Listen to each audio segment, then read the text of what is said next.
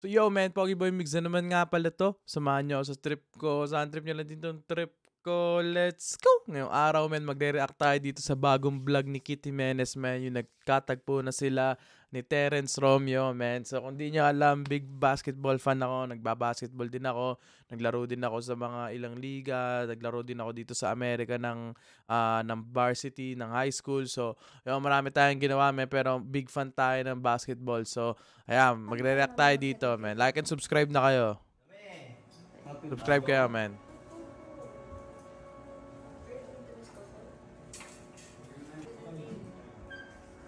So, man, like, sobrang di nyo alam, man, sa PBA, idol ko si Terence Romeo. Kaya, parang naging fan na rin ako ni Kit Jimenez, lalo na ni Coach Mavs, man, nung mga panahon na pandemic. Tapos sila lang yung mga nag-upload. Tapos dumayo nga sila sa amin sa Parañaque nung mga una nilang Dayo series, man. So, wala na ako doon. Di na ako nakatira doon. So, kasi nasa Amerika na nga ako. Pero nakalaro niya yung mga tropa ko, yung mga kababata ko doon. So, yun, man. Sobrang lupit. Pero yun, lupit din nung yung pandemic na vlogs nila ni Coach Mavs, man. Napakalupit nun. So, yun. Kaya naging fan ako ni Kit Jimenez.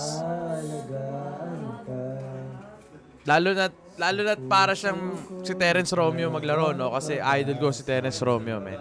Sa ating mundo, may kagabay sa'yo. Ang So, skip na natin to, pa. Skip na natin. Yeah, skip.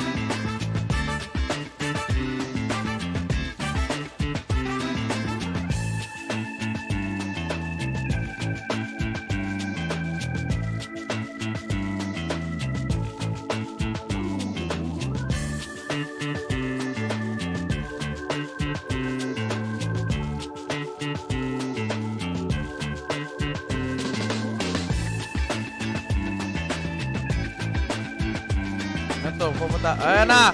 Yeah, pumunta na siya ng practice ng SMB, man. May contract na ba si Kit? Comment nyo nga down below kung may rookie contract na siya or anything like that. Kasi parang, parang wala, ata siyang, ewan ko may rookie contract na siya Kasi di ba usually, rookie contract, 3 years, kanyan, 2 years. So, comment nyo down below. Pero yeah, man, napaka lang, man, nakaka-amaze lang. Kasi, alam nyo, like, di ba naglaro to sa Perpetual si Kit na ACL, yung mga ang dami niyang pinagdaanan, tapos yung naglaro siya, na kay Coach Mavs siya, tapos humiwalay siya dun sa kala Coach Mavs kasi nga 'di ba si Coach Mavs kinokontrata niya yung mga player na naglalaro sa kanya. So tapos parang naka-sign nata siya ng contract doon. Syempre, ang dream niya is mag-PBA, hindi naman talaga na maglaro ng mga Dayo series or yung mga ganun. Syempre gusto niya yung talaga maging professional basketball, no? Tapos ayun na, napunta siya sa MPBL. So ngayon, na-drop na siya sa PBA, kaya pinapanood ko yung mga nag-upload sa YouTube na sila The Bro TV, kung ano na nangyari sa drop, man. Kasi talagang gusto ko siya ma-drop. At sa SMB pa nga na-drop, man, no? So kasama pa si Terence Romeo, kaya nakaka-amaze, man. Nakaka-amaze. Nakaka-amaze lang.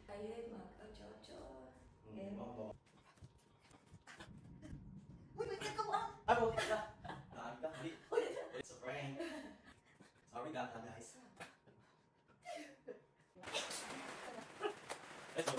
Ano ginagawa mo, boss? Huwag lang tayo mag-ensayo. Eh, mga kasama niya nag-e-ensayo din, no? Shooting lang tayo, shooting. Shooting lang tayo. Shooting lang si Austin. Austin Reeves. Yarim! Gusto yung buhok ni Austin, no? Mukhang bobong. Ba't ganito? Pogi. Salamat, Pops. Kumama na si Daniel Padilla, boss. What's up guys? Good morning. First time namin ni Kuya Lok, sabay kami, nag-angkas. Tapos ako kasi guys, lagi ako nag-aangas talaga, puntang practice. Mapa-join saan. Tapos ngayon, yung first day ko lang dito, nag-coach kami ni Kuya Lok. Mga sumunod na practice, nag-angkas na ako. Kasi medyo malayo nga din kasi sobrang traffic. Kaya gusto ko mabilis. Mas convenient nga naman yung angkas, no? Yes, Kasi samahan niyo ako sa- mas nakakalusot yung mga sa- motor sa San traffic. Miguel. You know? Kapit naman yan. Yeah. Yun po. Ayun, sige, Richard. 5 years contract ka dyan? Alam mo, 5 years. Di nga. 5 days. Ikaw. 5v5 kami! Andun. So, si Richard Belches, di siya na-drop, no?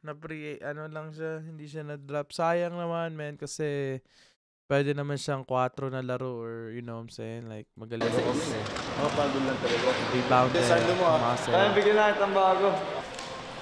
Kaya, Baro nga tayo. Ha? Para kay Kit. diba dapat beer po yan? Beer. Baro ka pang palakas. Sa San Miguel. Okay. Morning. Boss, nagsakawin ako. Kasi may usap pa kayo. May pa-extra boss eh. So maglaro dan. So maglaro. Pasok kaya natin si Chokes da, si Bibno Maximo. Tapos si Kim. Pero si Kim manginginom. Shoutout sa inyo dyan. Yan. Ano yung mga idol? Grabe, parang parang sobrang rip na ng katawan ni... Yung mga idol na gusto kayo dyan. Built na built. Talaga nagpapalaw sa katawan. Kasi sa mga professional talaga, men, kailangan talaga malaki yung katawan mo. Lalo na kung mga maliliit ka lang kasi kailangan mong bumangga. Kailangan bumangga. Giba. Ano yung anta? Leaning. Leaning. Boss, morning. Usap tayo. Grabe ko ba? Ayos lang. You know, Terrence Romeo! Idol yung dalawa, men. Kasi malaki yung history nila pareho no? Talagang like, simula pa nung talagang kilala niya na si Terrence Romeo, no? Parang nagte-training din sa MAB si Terrence Romeo dati. Like, nagpa-training or nagbayad ng training kay Coach Mabs. Kaya, nakilala din siguro ni Kit, no? Tapos may picture sila dati nung batang-bata pa si Kit Tibenes, men. Tapos ngayon, ayan na sila, men. Napakalupit, bro. Like, inalapit noon, men. Like, parang yan yung sinasabi na na chase your dreams until your idol become your teammates, man. Parang ganun Parang ganun yung dating, bro. 'Di ba? Parang i-pursue mo yung pangarap mo hanggat sa maging kaibigan mo na yung mga iniidolo mo dati, maging, kumbaga kung anong industry ka man, let's say, pag-YouTube, pag-vlog, i-pursue mo yung dream mo hanggat maging kakulab mo na yung mga idol mo sa YouTube. Yung mga ganun ba? No? So ngayon parang ganun yung dating, men, di ba? Parang pinursue niya yung dream niya hanggat yung idol niya, maging ka-teammate niya namin or maging kalaro niya na napakalupit, men.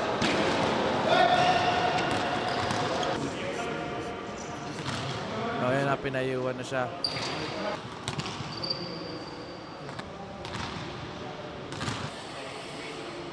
Nakita niyo yung camera.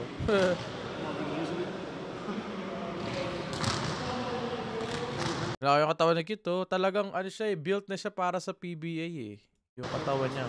Saka yung game, yung skills niya. Talagang, na lang talaga, yung mga, like, yung mga sa system na lang, no? Kasi, magaling na siya, men. Magaling na talaga siya. So, nasa coach na lang yan kung paano siya talaga gagamitin, no? Kasi kahit anong galing mo, kung di ka naman gagamitin ng coach, kung di ka naman bibigyan ng chance or playing time ng coach or ng break, wala rin nangyayari. So, sana lang mabigyan siya ng break at gamitin siya ng coach na maayos. Lalo na nandiyan si Terrence Romeo, men. So, medyo yung laro nila, medyo nagkakalapit pero mas para sa akin mas built si Kit Jimenez, man, kasi yung mas built yung game niya, no, kaysa kay Terrence Romeo. Magaling si Terrence Romeo, malupit talaga, man. Like MVP pa nga ng championship yan nung sa PBA, 'di ba? Commissioner Cup ba 'yon? O nag-MVP pa, pero iba din kasi yung talagang training ni Kit, parang pang NBA yung training niya, no, in a sense No, kaya parang maganda yung ano, yung mga katulad ng mga ano niya, yung mga catch and shoot tapos yung tira niya parang pa-fade away na catch and shoot, 'di ba? Yung mga ganun like walang ganang mga player sa Pilipinas na masyadong naggaganon yung talagang ganun. Talagang ano na lang talaga. Sana gamitin siya ng coach at mag-practice pa siya, no? Hanggat sa ano. Kasi yun. Lapit, man.